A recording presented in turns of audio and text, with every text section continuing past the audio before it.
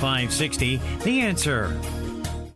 Get the latest weather, traffic, and news updates online at 560theanswer.com. Now, from the Signature Bank Studios. Only the biggest stories, only the biggest guests, and only the biggest opinions. This is AM 560, The Answer. Top of the morning, Dan and Amy. As I said before the break, the story we brought you first last week that has now gone around the world. Deerfield Middle Schools at the school board meeting, a discussion of locker room policy for grade schoolers. We're talking about, boys and girls that are 12, 13 years old. One mom got up to offer a view that was apparently contrary to most in attendance, because most in attendance were trans activists.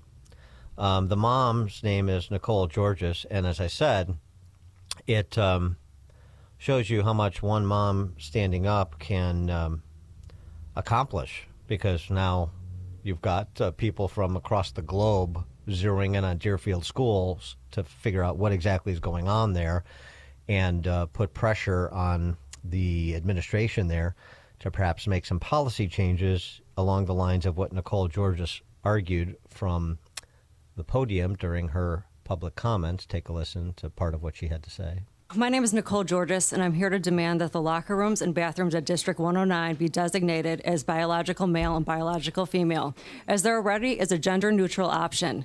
The girls want their locker rooms and bathrooms back. They want their privacy back. This is why I'm here tonight. My 13-year-old daughter's well-being and mental health and privacy is at stake.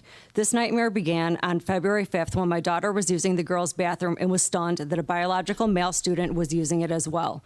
She came home frightened and was extremely upset. I asked her to talk with her teachers and find out more information. She was told by the administration that a student can use the bathroom as well as a female locker room because they now identify as female. I was sent an email to the teachers involved and received a call from Principal Wegley.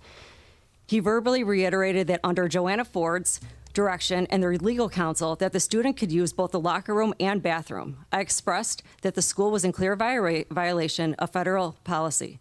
The Trump administration issued an executive order restricting biological males from participating in sports and accessing female locker rooms.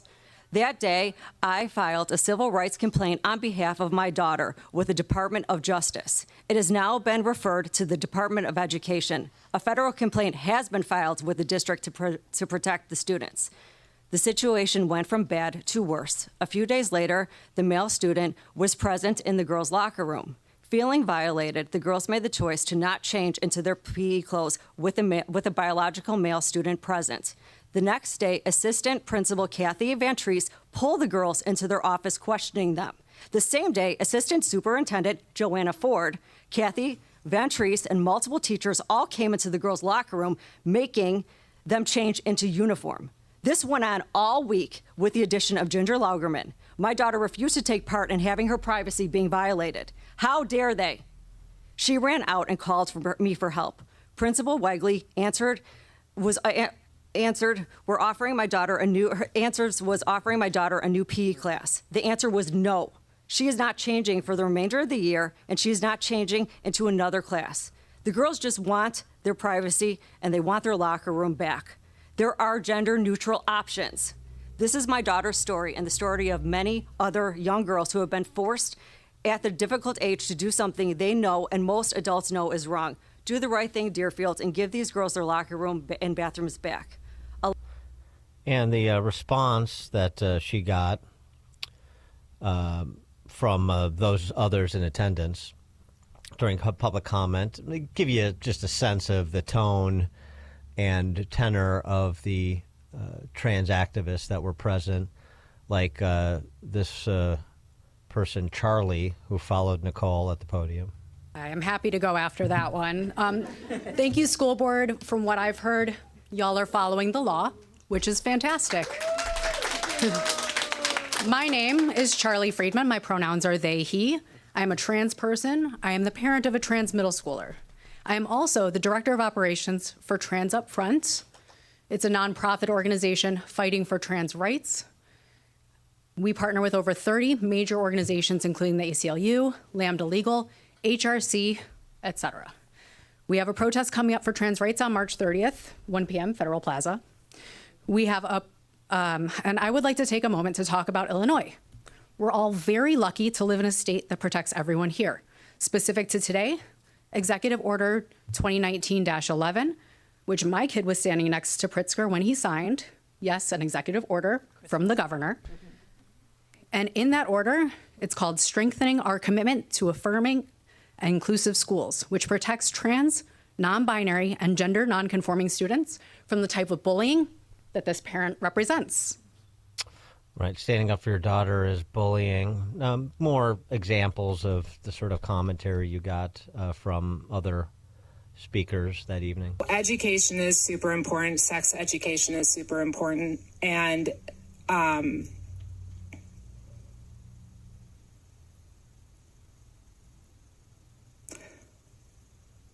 this is just a kid. And I'm really grateful to see how full this room is of support for this kid. Instead of the petty women that target him. She looks right at her. You're not making this better. All right, thank you. Mm-hmm. I mean, once they got in her face, like they were calling her cisgender husbands, it just went on and on. They should have kicked them out of the meeting because who's bullying who now? I know, but bullying. People can speak their minds. It's not bullying. That's such an overused word. But I'll tell you this: you need to make an assessment on who is speaking sense. And that's what I said when we talked about this last week. It's real simple. You're either with Nicole Georges or you're with Charlie. There's no in between. You either are going to live with biological facts, and you're going to respect what we all know to be true about private spaces for men and women, for boys and girls in particular, particularly in a school setting, or you're not, or you're going to throw the whole thing up for grabs. And that's just the decision you have to make, or it will be imposed upon you by people like Charlie. For more on this, Nicole Georges joins us, mother of the 13-year-old girl who attends Allen B. Shepherd Middle School in Deerfield that she was referencing. Nicole, thanks for being with us. Appreciate it. Thank you so much for having me. I mean, the main thing is this sets such a dangerous precedent for girls everywhere by allowing men into their safe space. I mean, think about this. So you're letting this child who identifies as a female today, let's say that the gym teacher tomorrow says, you know what, I'm going to identify as female, and they can come into their safe space. Where do you draw the line? Well, I think there's two issues here, obviously, with that, but also the administrators that allegedly forced your daughter and others to change in front of him. I mean, normally, I don't know about you, but when I was that age, we don't even want to change in front of other girls, let alone your gym teacher be in the locker room, but not even that, the assistant principal. So who is in the locker room? Correct. Well, that's what I said. I said most of these girls, they don't even want to change in front of sometimes their friends. They don't want to change in front of their moms. They deserve their own private. They deserve their own time to change. And they were coerced them unlawfully, and they were faced with disciplinary action. We have audio of it. So just well, that's so. This is an important point, and it's one of the reasons that this has gone viral is because this is sort of yeah. It's. I mean, J.K. Rowling tweeting out with some of the video, including your remarks. I'd remove my daughter instantly from that school, then go full nemesis. But I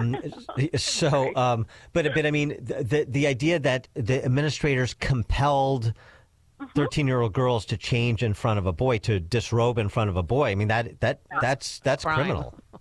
It's sick. It's criminal, and it's unlawful, and it's absolutely wrong. And I'm not going to let this go.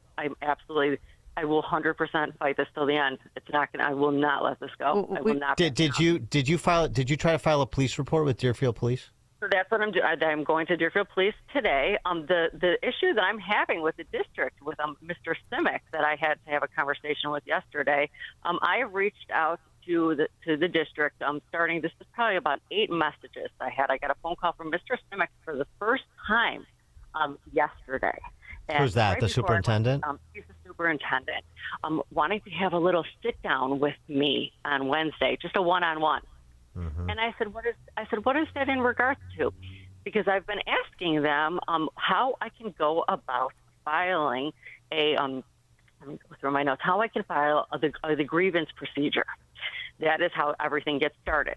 And I have been bounced around from multiple people. Basically, they're gaslighting me. They're trying to stonewall me into filing. And I will not be stopped. It goes from one person to the next. They're sending me a policy form. And I said, no, I need to know exactly how to file. So he said, well, why don't you come in and you and I can talk? I said, unfortunately, Mr. Simic, that's not going to work. He said, well, you're inquiring about the grievance procedure. What grievances do you have? He had the audacity to ask me that. Feigning ignorance. Yeah. Right. Well, you say you have a tape or audio. What's on the audio tape? The audio tape is one of the all the teachers and the assistant superintendent in there saying to the students that if you do not change, you will face disciplinary action. And also in this audio, it is one of the kids is calling the child by their biological name, and that it is also saying that they are misgendered students and they are be facing disciplinary action for that. Uh-huh. When did this start? Like, has this been a long-running issue? Yes. This started. I filed a complaint with the Department of Justice on February 7th. So this started when my daughter was coming out of the bathroom. She didn't know that this child had identified as female. Then she knew this child always as the gender that he was born as, and she was startled to see that this child was in the stall next to her. So the trans kid's identity change is a recent development, and that's what has sparked all this. It seemed like right after the inauguration. Okay. Timing's everything, huh? And the district is saying that they're hiding behind Pritzker's executive order and ignoring Trump's executive order. And so that day, I had my daughter, and she's a very strong girl. She said, "You know what, Mom? I want to do this on my own. I want to talk to my teacher and ask why this child was in the bathroom." And I said, "Good, go. You should do that." She did, and then her teacher came back and said, not only can this child use the bathroom, but the child will also now be using the locker room because this child now identifies as the same as you. So she came home and was hysterical crying, and that's when I got involved. So I emailed the principal, and I attached the executive order to the email and said, I understand if maybe you haven't updated your policy yet. I know this is very new, but clearly maybe this was a mistake that this child was in there. And then he said, can we have everything that Deerfield wants to do is on a conversation on the phone. They will refuse to put anything in policy. No, they don't want anything on email. So do your daughter, you're not entertaining changing schools, so don't cave to the mob. Absolutely not. And that's why what they wanted her to change gym classes. And I said, absolutely not. No way. She's not doing a darn thing. I go, the only thing she's not doing is she's not changing for the rest of the year. And the person who now is, the boy is identifying as a girl, do you know what the policy is at the middle school with respect to sports? I assume that person then can play girls' sports. I'm assuming so. Yeah.